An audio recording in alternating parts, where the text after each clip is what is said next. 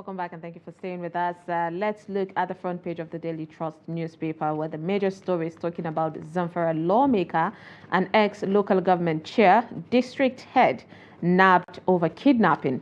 His colleague, majority leader, confirms 3 community leaders facing panel of inquiry.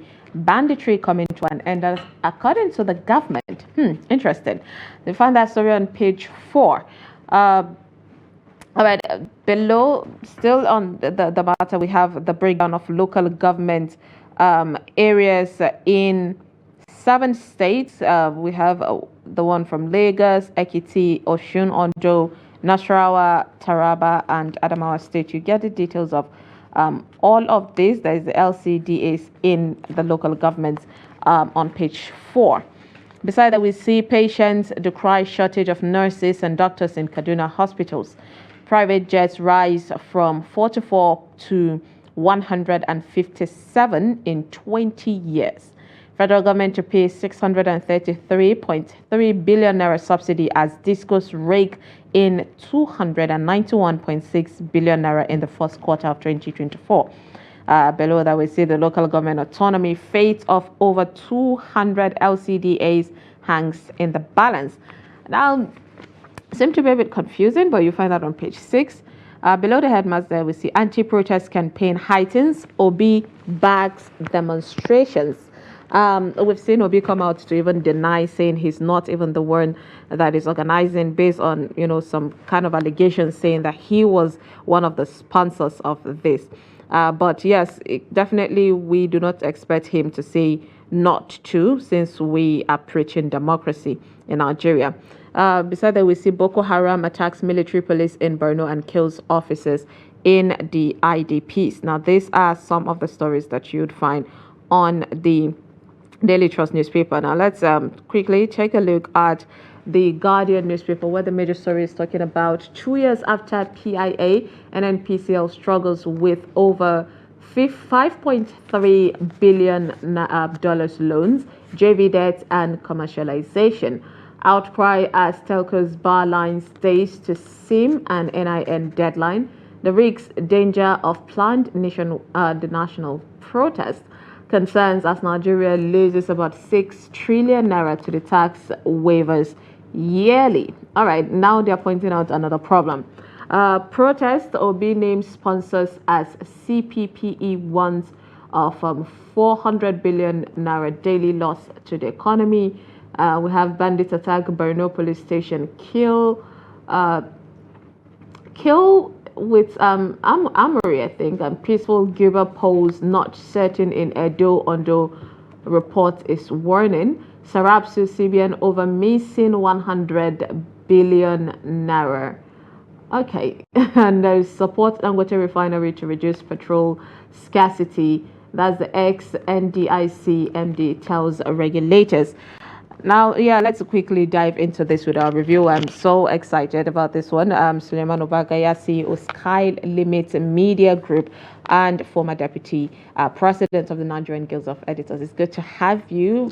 Good morning. It's always a pleasure being here. It Thank you. There seems to be a lot going on, but first of all, I want to get your 2 cents about this intended protest that Nigerians are saying, and the government is pushing. I'm sure you have heard just on your radio drive here, a lot of organizations, even students, are coming out to say we are against this protest. So there seems to be a lot of people saying we do not want this, while Nigerians in their mass are saying this has to be done with all the plans. And now we're seeing the government pushing, saying they want to see the leaders of this. What is your take on all of this things unfolding? Well, first of all, protest is enshrined in our constitution. So the Nigerian people have the right to protest over any government policy that they disagree with. Secondly, the issue now in contention is whether this protest proposed to start on the 1st of August to the 10th of August will be peaceful or not. Chances from the look of things are that it may not be entirely peaceful. There are serious chances that it will be politicized. And secondly, that it will be hijacked by unscrupulous elements. There is so much poverty in the land, and there is a possibility that some criminal elements may take advantage of the protest to break into people's shops, probably even houses, and end up robbing them. So the third thing is that whereas, of course, it's a constitutional right to protest, there is a fear that the economy may end up bleeding some more, you understand, because each day of non-economic activities, it results in billions of naira being lost by about the economy. 400 billion estimated. Exactly. So at the end of the day, and also don't forget the fact that most of our people are poor, with over 130 million Nigerians classified as poor, multidimensional poverty, experience of multidimensional poverty. There are people who may end up dying, so to speak, except they go out to maybe do one thing or the other, engage in one menial job or the other, or sell some of their wares to be able to feed. With this protest, these people will be out of business. They will not be able to garner the little money. And of course, I know about the fact that sacrifice has to be made for any society to be transformed. That is a fact.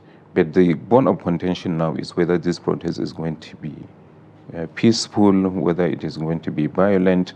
I remember so many videos, of course, being shared on the social media, showing the president, Mr. Bola Ahmed Tinubu, during his own season of protest. Exactly. But then he has come out to say, I participated. It was peaceful. It was peaceful, exactly.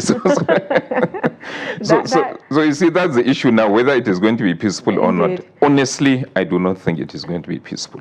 Yeah. But the government or maybe the security services have a responsibility to accompany these protesters and ensure they do not break into government properties or individual businesses.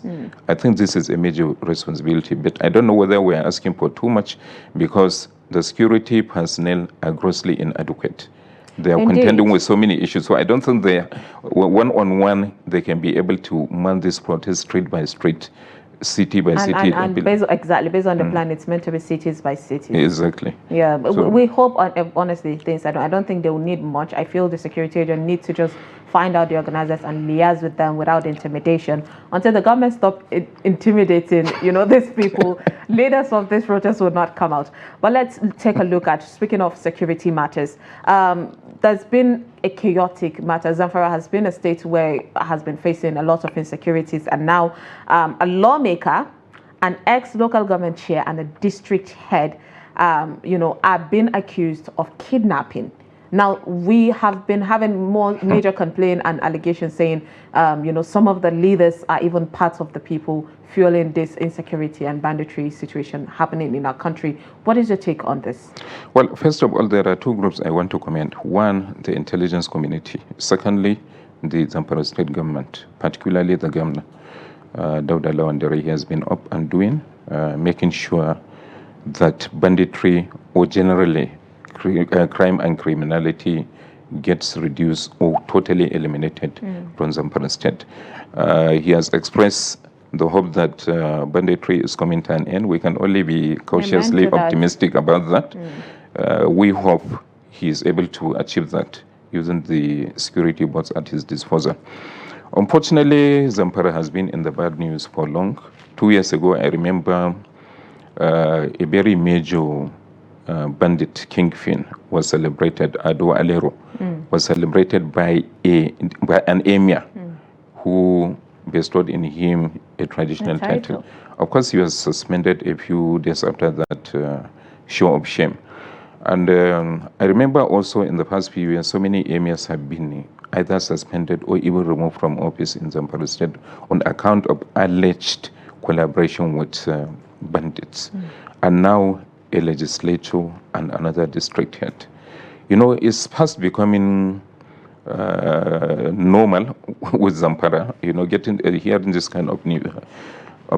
That of Zamfara, unfortunately, has been confirmed by the majority leader of the Zamfara State House of Assembly that yes, he is our member.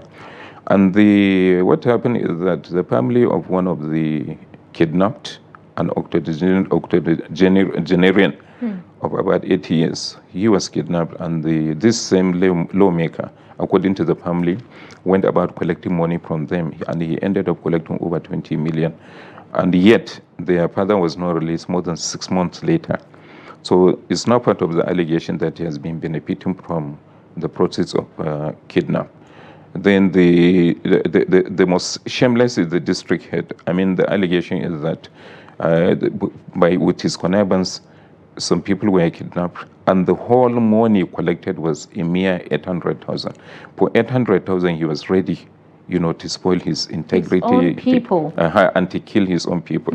So it is good that the Zamfara state government has set up a task force to investigate the activities of government officials, because obviously more and more government officials are getting involved. Putting hands into this Exactly. dirty business. It's becoming a business, and hence the reason why insecurity seems not to be going anywhere in our country, especially the northern part of Nigeria. Exactly. Zamfara has been a harborers of this sad, bad and heinous people, and we've seen how they've moved from Zamfara state to other northern parts of the country. Exactly. We had hoped that security summit would help navigate this, and we're grateful to see at least our governors take this bull by its horn, and hope all these people get to pay for whatever they're doing. Yeah. Let me chip in something there. I would really want to commend Daily Trust. I mean, I always say Daily Trust, Media Trust, for organizing the security summit in Katsina a few weeks ago. I'm sure it has contributed in what we are seeing now. This is obviously the result of that security summit. Indeed. The fact that intelligence is being upped, the intelligence community has upped its ante. The people are also, are divulging more and more information, contributing towards what is called actionable intelligence. Indeed. So it's quite commendable. I want to commend this media organization, Media Trust, for that excellent initiative. I appreciate that. All right, let's move on from this. We have the federal government to pay 633.3 billion naira subsidy as this goes rake in 291.6 in the first quarter. I don't know if you have a deep insight of what exactly is going on when it comes to, the distribution company of electricity with the current situation happening in the country. Well, you see, life has continued to be very, very difficult for Nigerians, especially because of the activities of this discourse. Look at the kind of money they have been able to garner, 291 billion out of 360 billion that they billed their customers, which means they still will pursue the remaining 60-something billion, as part of their overall profit. The federal government, in spite of the cost of electricity that we keep complaining about, is still subsidizing part of that cost, in spite of the complaint. And of course, as the report says, 633 billion is what the government now needs to pay. But the government needs to, beyond merely paying the subsidy, should ensure that the discourse are honest and transparent in the way they operate. There should be a process where, since the transmission companies are complaining about the fact that they've been transmitting enough power, the problem is that the discourse are the ones not being able to pick the power being supplied and share it.